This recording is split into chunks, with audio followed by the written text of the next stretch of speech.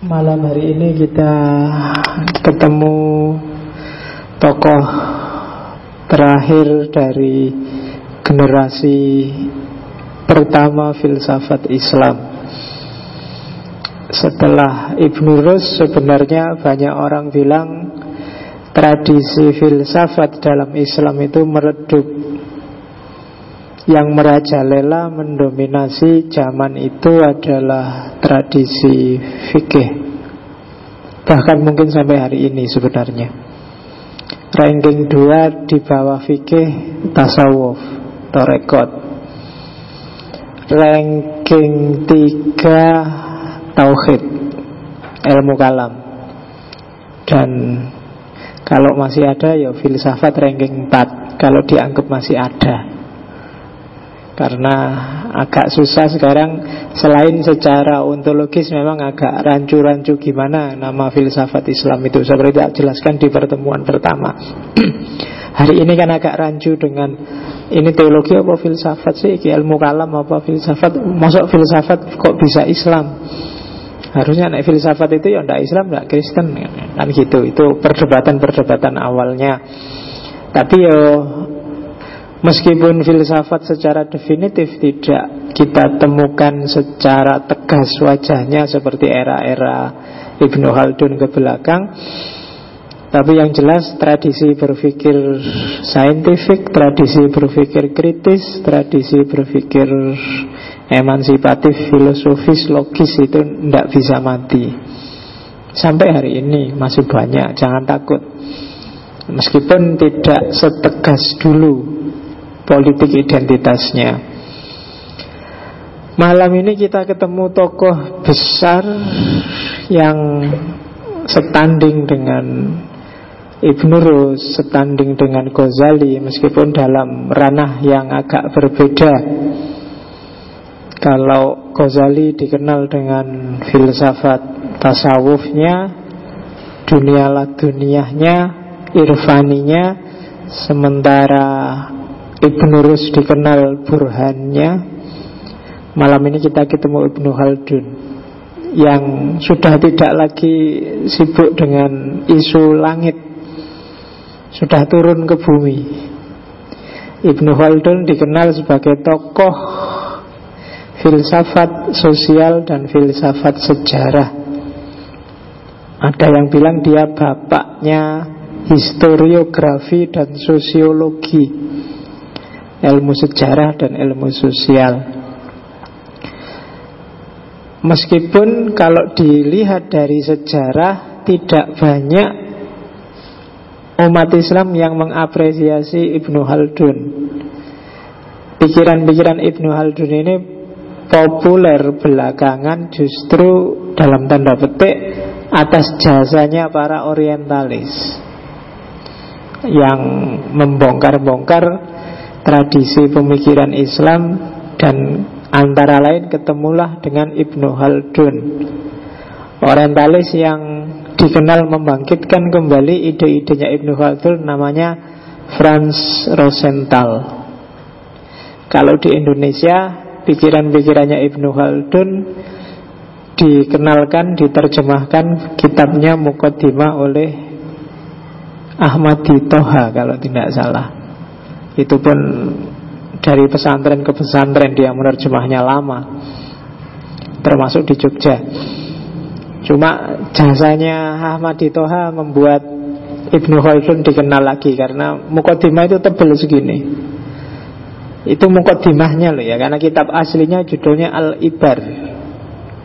Jadi kalau teman-teman lihat kitab judulnya Muqaddimah, itu memang benar-benar muqaddimahnya. Jadi cuma pengantarnya kitab besar yang judulnya Al-Ibar. Al-Ibar itu penelitian observatif, saintifik di akhir-akhir hidupnya Ibnu Khaldun setelah karir politiknya selesai. Itu Al-Ibar. Dan agak susah nyari buku yang setanding dengan Al-Ibar, baik secara sosiologis maupun historis.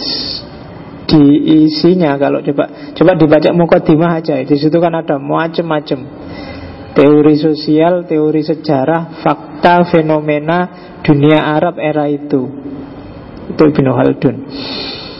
Cuma mungkin tidak banyak yang tertarik. Saya bilang tadi mahasiswa hari ini apalagi. Saya tidak tahu sudah berapa bab bukunya Muqaddimah kamu baca. Di Muqaddimah itu kalian akan dapat banyak sekali. Coba dibaca. Di situ ada ilmu kalam. Di situ ada,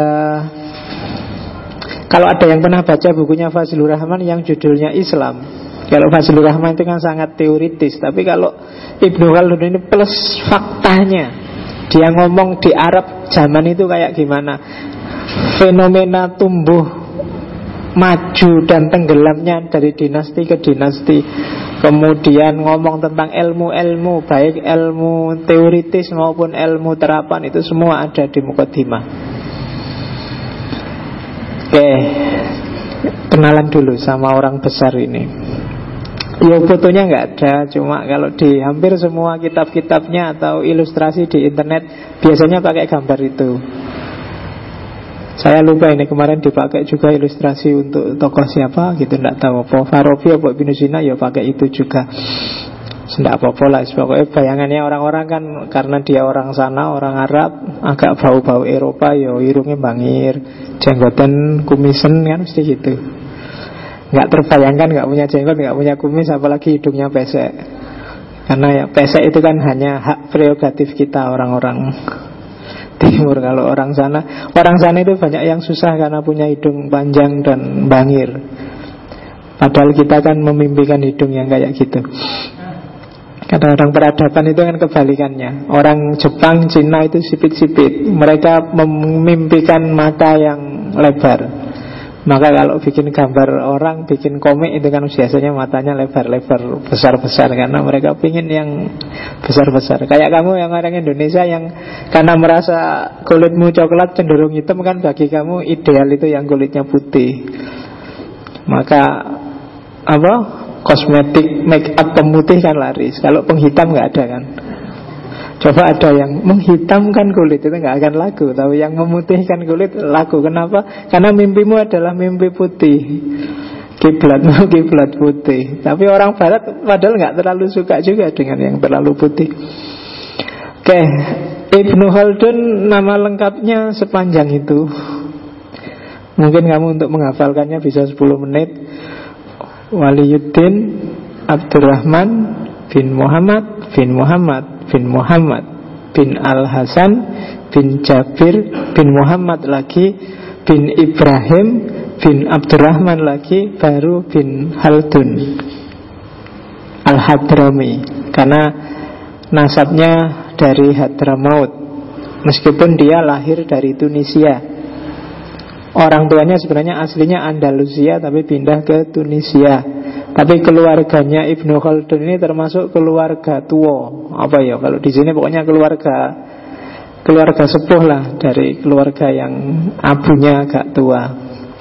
Jadi keluarga yang terhormat dan terpandang. Sehingga pendidikannya Ibnu Khaldun terjamin sejak kecil. Umur 7 tahun sudah hafal Quran. Dan gak heran karena banyak yang 7 tahun. Imam Syafi'i juga umur 7 tahun hafal Quran. Atau Bari umur 7 tahun hafal Quran. Yang kurang dari itu Ibnu Sina. Ibnu Sina itu umur 5 tahun sudah hafal Quran. Terus, dan saya tidak tahu kalau kamu hafal Qurannya umur berapa. Juz amma masih bolak-balik. Ya, kalau ngimami bawa isin dipilih alha sama ke belakang itu kan, Al-Hakum Mutakasur ke belakang paling itu pun ya kamu takut kalau mau baca itu ketemunya terus Wahad sama Wal Asri. Kadang-kadang Qul Birobinas juga ke bolak-balik, apalagi kuliah Ayyuhal Kafirun. Ya, agak minder kalau lihat orang-orang besar yang hafal Quran umur 7 tahun. Oke, wafat ulang tahunnya 27 Mei. Ya nanti kalau di Facebook tanggal 27 Mei kamu ucapin happy birthday itu Ibnu Khaldun. Kamu kan selalu happy birthday itu kan ke teman-temanmu yang tidak penting kok. Sekali-sekali orang-orang besar itu dilihat. Kamu lihat timeline di Google apa di apa ya, hari ini siapa ya yang ulang tahun, Pangeran Diponegoro apa siapa itu, happy birthday Pangeran Diponegoro gitu kan. Tidak apa, sekali-sekali bikin gitulah. Masa selalu diingetin teman-temanmu terus ngapain, kamu ngucapin juga nggak ditraktir makan aja kok. Oke, kita lihat setting pemikirannya dulu pelan-pelan. Ya, ini agak hermeneutik, kita lihat kenapa sih, seperti apa sih setting yang bisa melahirkan seorang Ibnu Khaldun. Yang jelas Islam. Cuma Islam di era Ibnu Khaldun ini Islam yang mulai deklinasi. Andalus mulai runtuh, di timur juga Abbasiyah mulai jatuh, Tartar dengan Tamerlengnya, dengan Timurlengnya mulai menginvasi, Mongol mulai datang, dan jadi mulai jatuh. Nanti karir Ibnu Khaldun juga sempat punya karir politik yang panjang. Jadi sekretaris gubernur, jadi kodi, jadi panjang. Dia bahkan ada, saya lupa itu waktu di Andalus apa di Sevilla, yang dia dipecat, diangkat sampai 5 kali. Ketika ganti penguasa dipecat, ganti lagi, diangkat lagi, ganti lagi. Dan panjang sampai dia merasa capek di politik, terus melakukan uzlah di salah satu benteng di namanya Abu Salamah bentengnya, dan dia uzlah di situ. Di akhir hidupnya nulis kitab. Banyak penguasa yang suka padanya termasuk Timurleng. Cuma dia mundur dari dunia politik, konsentrasi untuk ilmu. Itu Ibnu Khaldun. Jadi kebalikannya orang hari ini.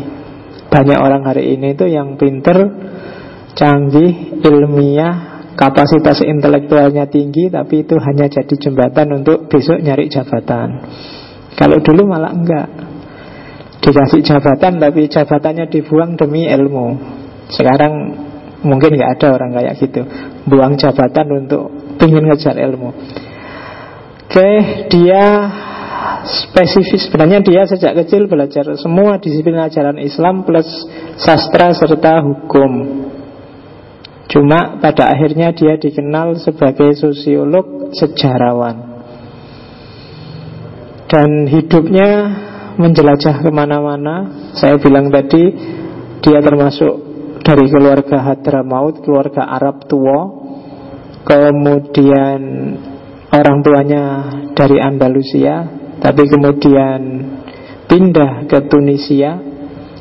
Nanti dia sempat juga ke Maroko, ke Fes, kemudian Aljazair, dan ya putar-putar di dunia Arab, dan akhirnya kembali lagi ke Maroko sampai kemudian menetap di Mesir sehingga meninggal.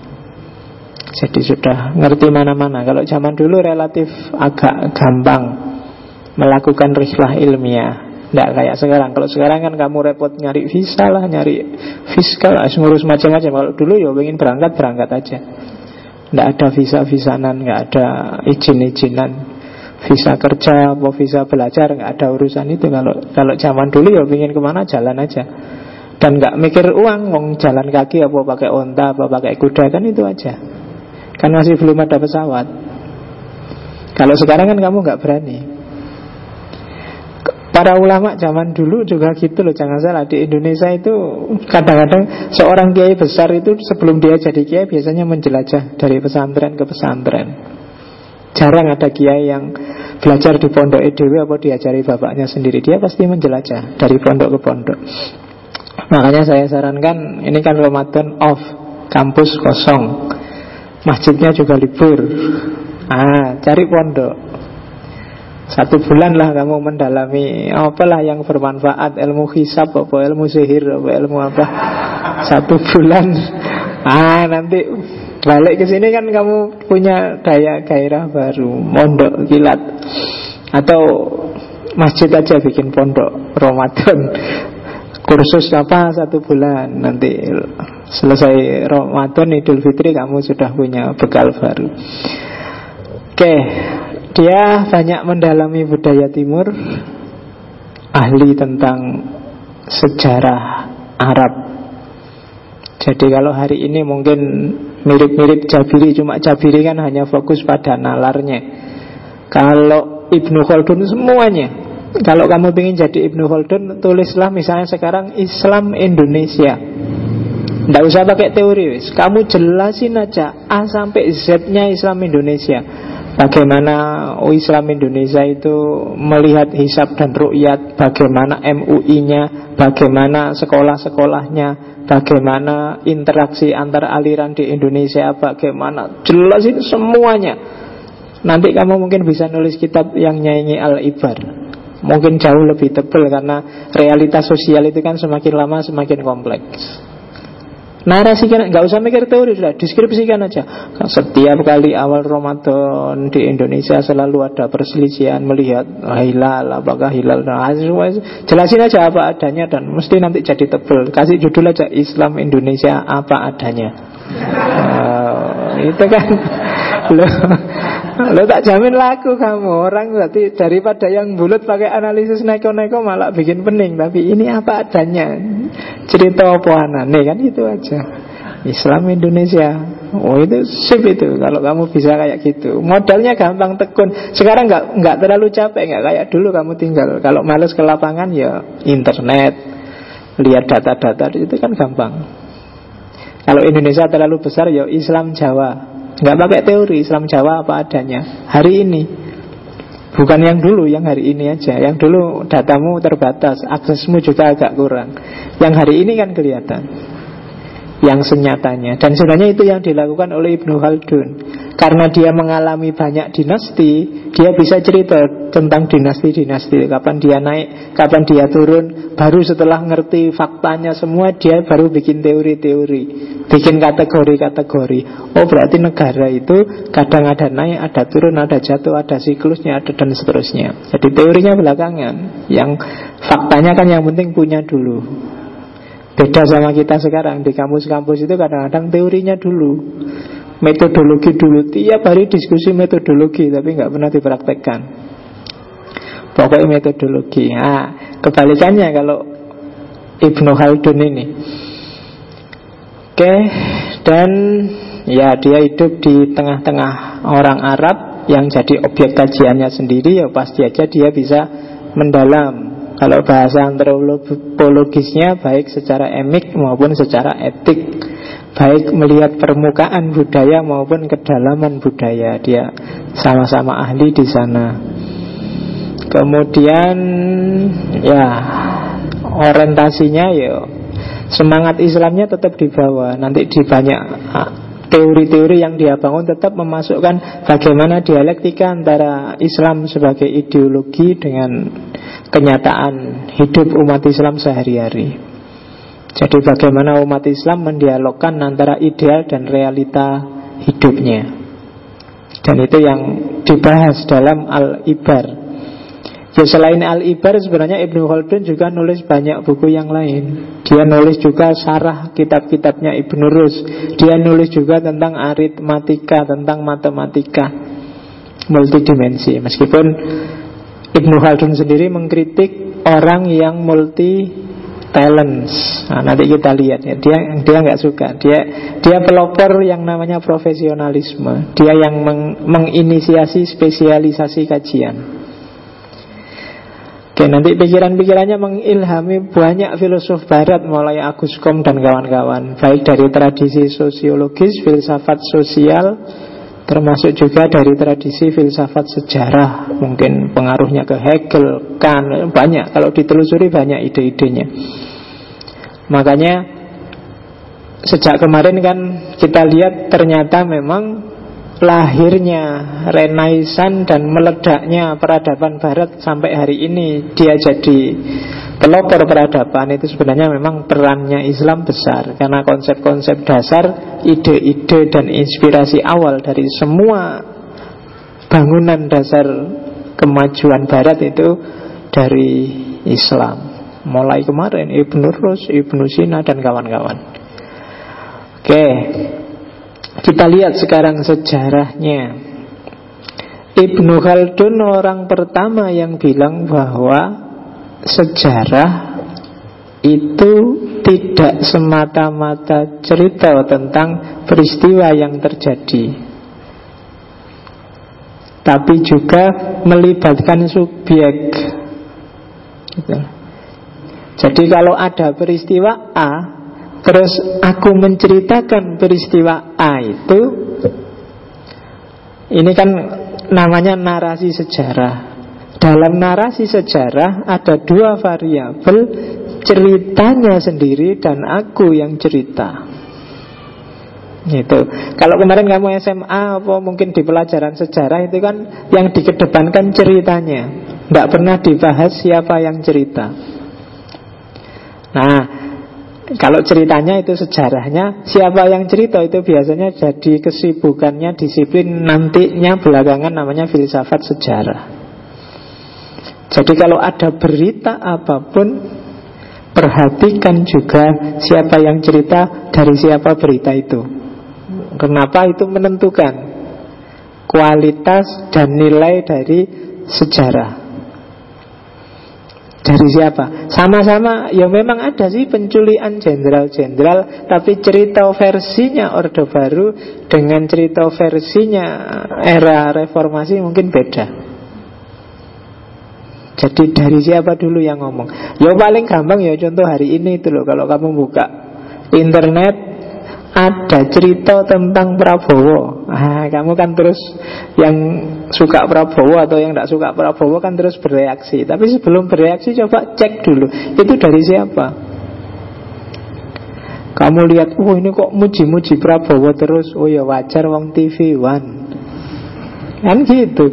Ya dari TV One ya mesti wae. Sementara yang di Metro mesti yang dipuji-puji Jokowi. Coba lihat, dua-duanya ngomong tentang kampanye hitam yang dilarang. Tapi perhatikan ilustrasinya. Ketika TV One, larangan kampanye hitam itu mesti yang diperlihatkan ilustrasinya bahwa Prabowo adalah korban kampanye hitam. Yang di Metro kebalikannya, ilustrasinya adalah Jokowi adalah korban kampanye hitam. Maka tidak terlalu, ya penting sih narasi sejarah, cuma narasi itu dari siapa itu juga penting. Dan kesadaran semacam ini diintroduksi pertama kali oleh Ibnu Khaldun. Dan ini kalau diperhatikan nanti memicu banyak sekali ide baru. Meskipun agak tenggelam di era modern, tapi ide semacam ini lahir kembali di tradisi postmodern dengan pluralitas dan hermeneutiknya. Bahwa sejarah itu tidak melulu narasinya, tapi juga dari siapa narasi itu datang, dalam kondisi apa itu diceritakan. Kenapa? Karena dalam itu yang disebut filsafat sejarah tadi, dalam konteks, dalam setting, di situ sudah melalui kontemplasi dan analisis dari si pencerita. Sama-sama ngaji kayak gini, tergantung siapa yang melihat.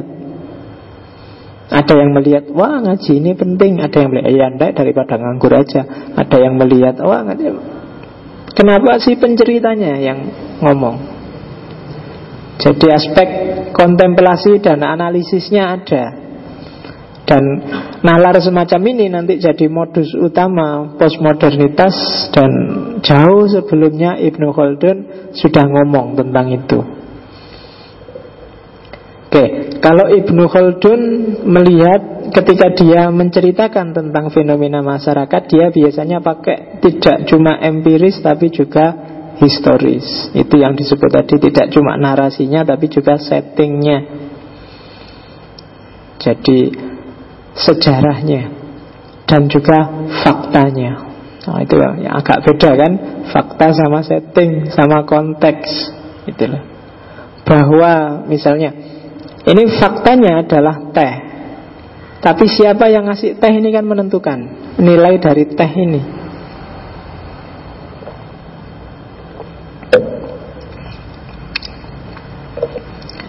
Kalau yang ngasih takmir itu kan jelas kewajiban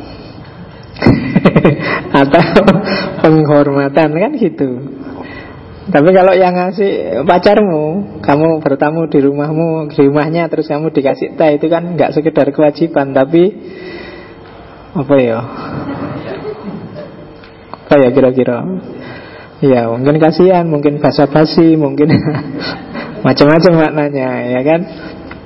Oke. Jadi konteks kadang-kadang lebih penting daripada teksnya. Kalau dalam hermeneutik modern kan gitu.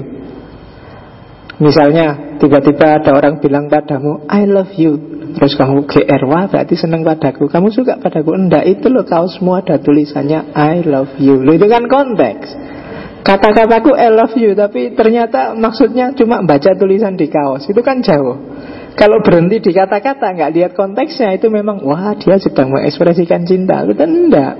Cuma baca, kebetulan mungkin kaosnya ada tulisan I love you, terus dibaca I love you, gitu. Karena ini kan menentukan. Kan pernah tak ceritain itu kan, kata saya pernah sholat Jumat itu, ono mahasiswa sholat pakai kaosnya itu robek di belakang itu, terus dilingkari pakai spidol, seret, dikasih tulisan kecil bedah rek gitu. Iya. Jadi saya ngoco, aduh sholatnya jadi kacau. Robeknya sih enggak apa-apa, udah tak dilingkari pakai spidol kayak tulisan bedah rek itu. Alah. Oke, ada lagi yang tiap kali saya di belakangnya selalu meso, karena tulisannya besar-besar itu, ndasmu.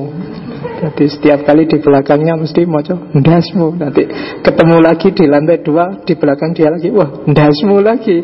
Nanti ketemu lagi. Makanya hati-hati kalau milih tulisan di kaos kamu.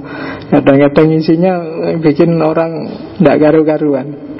Kan ada yang isinya panjang. Kemarin ada yang isinya sejarah Sunan Kalijogo apa Sunan Sopo, itu panjang kalau jadi, karena dia sholat Jumatnya di depanku sambil dengerin khotbah tak waca panjang gitu pikirnya.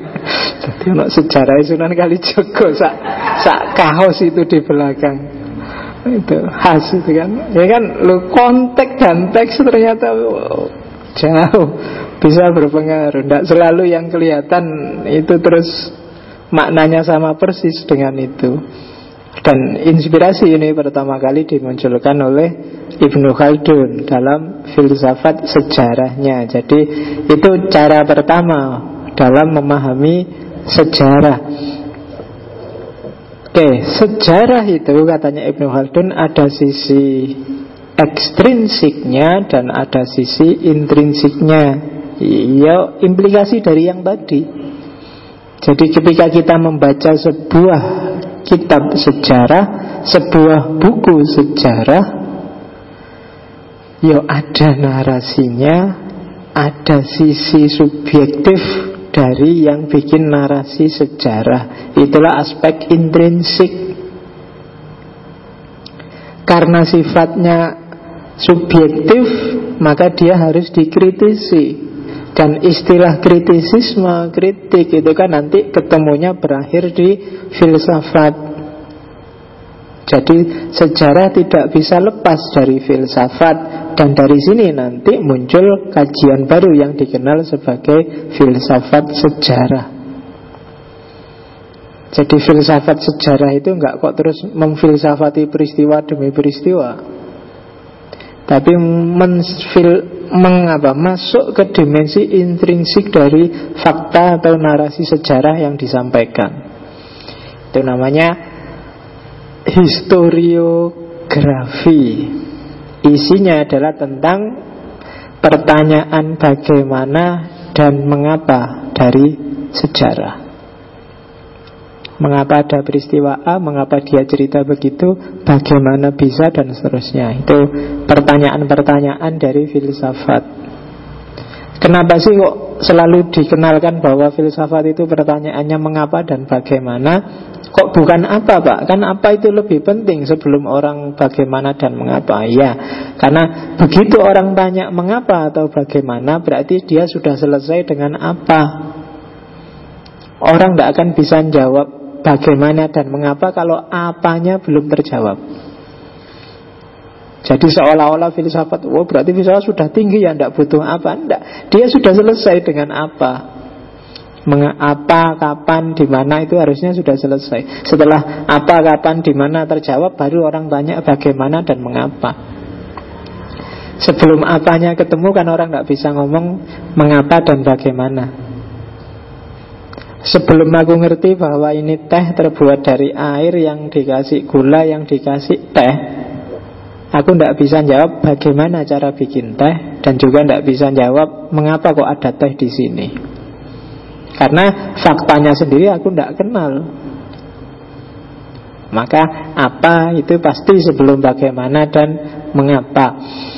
Oke, sejarah kalau dalam cermatannya Ibnu Rus ternyata punya fungsi dan nilai praktis. Apa sih gunanya orang belajar sejarah?